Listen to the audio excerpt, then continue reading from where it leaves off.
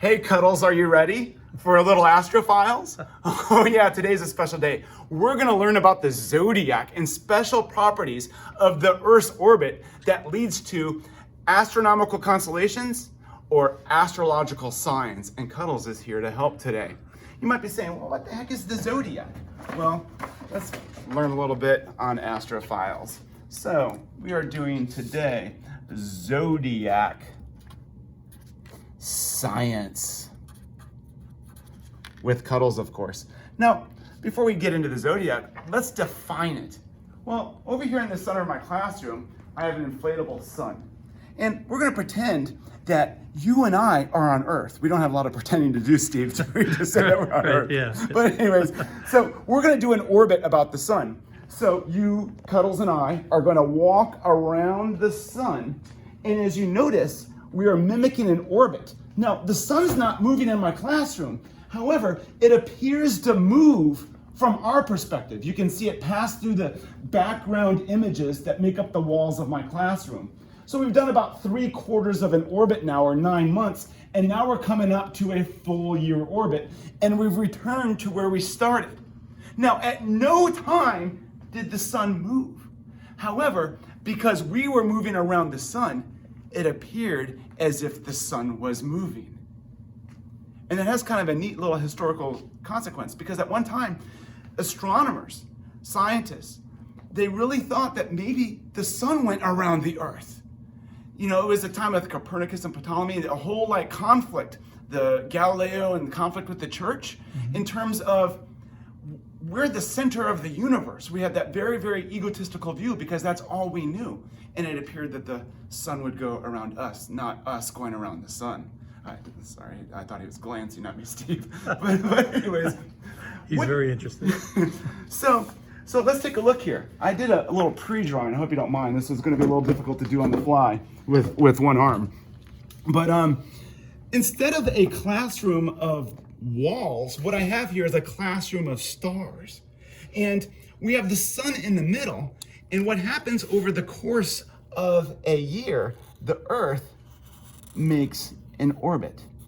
And as the Earth views the sun, it will appear in this case, as you go straight across, that the sun is in the constellation Sagittarius.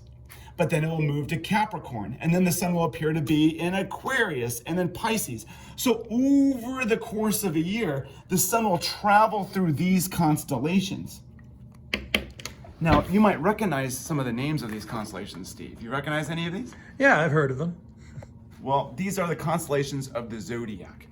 Cuddles in a moment is going to share a little special thing about the constellations of the zodiac. You know, Sagittarius and Capricorn, they mean different things. Like Aries is the ram, Taurus is the bull, Gemini is the twins, Scorpio is the scorpion. But the neat thing about this, as the sun goes across this, it simply defines the constellations of the zodiac. If the center of the sun passes through the boundary of the constellation, it is now a constellation of the zodiac. And most people think that it goes through 12 constellations. And this is what defines the astrological signs. Going back to the Babylonian history, 3,000 years ago, essentially there's a chart, 12 30-day periods. And if the sun is in your sign on your date of birth, that is now your constellation. But you'll notice a couple things here. The sun spends different amounts of time in each constellation. For instance, it spends 32 days in Sagittarius, but it only spends 7 days in Scorpio, the least number of days. In fact, Leo is 37, but the largest is Virgo with 45. It actually gets fairly close to another constellation, but it's not actually in it, per se. There's a constellation Cetus, the whale. Good thing we're not talking about the whale constellation today. That video would be a little bit more difficult. But the sun's path through the sky, this actual ring that it appears to travel through, the center of the sun is called the ecliptic. But the sun has an angular size of about 1/2 a degree. So on March 14th every year, the sun will actually pass not going into Cetus from the center perspective, but it will actually pass in a way that it actually shares some of its angular size with the corner of Cetus. And then after March 14th, it has further removed itself. So that's kind of a little interesting tidbit on March 14th. But since the ecliptic doesn't pass through Cetus, that doesn't fall into the list of zodiac signs. Exactly. In order to be a zodiac sign, the ecliptic, the actual line of points, needs to be in the boundary of these constellations. How many constellations are here, Steve? Well, I'm not going to count, but memory tells me there's 12. There's 12 constellations that people refer to their astrological signs. However, finally Cuddles gets to help out because, not known to many people, the sun's ecliptic path, the center of the sun, spends 18 days in an additional 13th constellation, Ophiuchus. Check this out. I'll actually draw Ophiuchus in here. It's just above Scorpio, near Sagittarius. And that's kind of a rough approximation. And you'll notice my orange line here is representing the ecliptic. As it goes from Scorpio to Sagittarius, on November 30th to December 17th, and that might vary due to the length of the orbit being 365.25 days and leap years and whatnot. But from November 30th to December 17th, the sun is actually in the constellation Ophiuchus. And guess what Ophiuchus is? All right.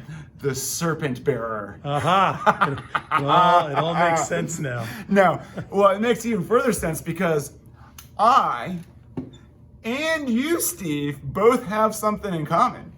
We are not Sagittarians, according to astrologers. If we want to throw science in the mix, we both have early December birthdays. Yeah, we do. And guess what we are? We are How would you say that? Ophiuchians? Ophiuchisians? I don't know, but all I know, it's pretty cool because we're both serpent bearers. Oh. So, during our date of birth, the sun is actually in the constellation Ophiuchus. Wow, those newspaper horoscopes have been leading me wrong all these years. All these times, yep. So there's a 13th constellation, the Zodiac, almost a 14th with Cetus the whale. But if you have a November 13th to December 17th birthday, the sun is actually in Ophiuchus. Now, maybe an astrologer would say, no, you're a Scorpio or you're a Sagittarius. But no, you're an Ophiuchian. And as a astronomy and science teacher, I love being able to say that I'm an Ophiuchian for two reasons. One, I'm not much into horoscopes. And two, it allows me to get into this conversation with someone and share a little bit about the 13th constellation of the Zodiac. And that's something kind of nifty. So thanks for helping out with that, Cuddles. But we're not quite done yet. You might be saying, are there constellations that the sun doesn't travel in? Well, yeah, like Ursa Major, the Big Dipper, Orion, it doesn't go into that. These are all constellations that are up above and down below. This is really just a ring in the sky. Are there times that the sun's not in any constellation? Well, actually, good question. Not really. In the 1930s, the International Astronomical Union actually very purposely defined the boundaries of constellations. It's kind of like in states. If you're traveling across the United States, is there a time that you're not in a state? Like if you're going from Texas to Oklahoma, there's no time. There's a specific line where you cross that boundary. Astronomers use coordinates. They're called right ascension and declination, maybe a time for another video, to actually map out specific boundaries of constellations. And if your star is inside this boundary, it's technically part of this constellation, even though there might be, like, say, for instance, Aries, how that makes a ram, I don't know. But let's say this is Aries, what you recognize in the sky, but this star over here is still part of the constellation Aries because it's in this boundary. So if the ecliptic passes through, so here's the sun coming across, there's the sun, then there's the sun. Ooh, on this day, it's going from one constellation, in this case, it would be Pisces, and then it's going into Aries, and then eventually it's going to go into Taurus. So all these constellations have specific boundaries. Oh. So there's some other interesting things about the comparison of the astrological signs and the astronomical constellations. As of today, if you compare the two calendars, if you look at all the dates for the astronomical constellations, there's only 53 days that overlap out of the 365 for the year. That means that there's essentially a 1 in 7 chance that your grown-up known astrological sign is actually your astronomical constellation. There's a bunch of shifting that occurs, not only because of the number of days that the sun spends in each constellation, but also another effect called precession. This is a very complex motion that the Earth does in regards to its spin. There's a very slow 26,000 year cycle that the sun actually gyrates around. And without describing the physics of it, I can actually show you. So, Steve, if you can help me out here, I have a gyroscope, and I'm gonna spin this guy. Hold on, Cuddles, I know this is a new one for you. And if I set the gyroscope with Steve's help on this pedestal, you can see the gyroscope spinning around. That's very similar to what the Earth does as it spins in its orbit. So it's going around the sun, and I know at grade school you probably learned at one point that the Earth is tilted. I know, Cuddles, you didn't go to grade school, but the Earth is tilted. And what happens is over 26,000 years, the Earth gyrates around. It takes 26,000 years. Well, 3,000 years ago with the Babylonian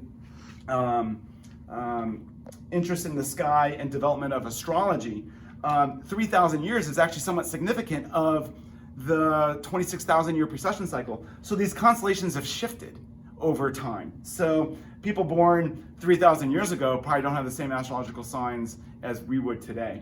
But if you compare again the two calendars, astronomy, constellations, and astrological signs, there's 53 days that overlap. That means that all the other days, or 6 out of 7 people, are walking around thinking that they're one sign, but they're actually something different. Like Ophiuchans. Like us. Or Ophiuchans. Ophiuchans, right. Ophiuchans. Yeah, I gotta say it right. Ophiuchans. Yeah, Ophiuchans. Isn't that cool, Cuddles? Yeah. So, anyways, thanks for joining for another edition of Astrophiles. And remember, as the universe is always expanding, so does your mind.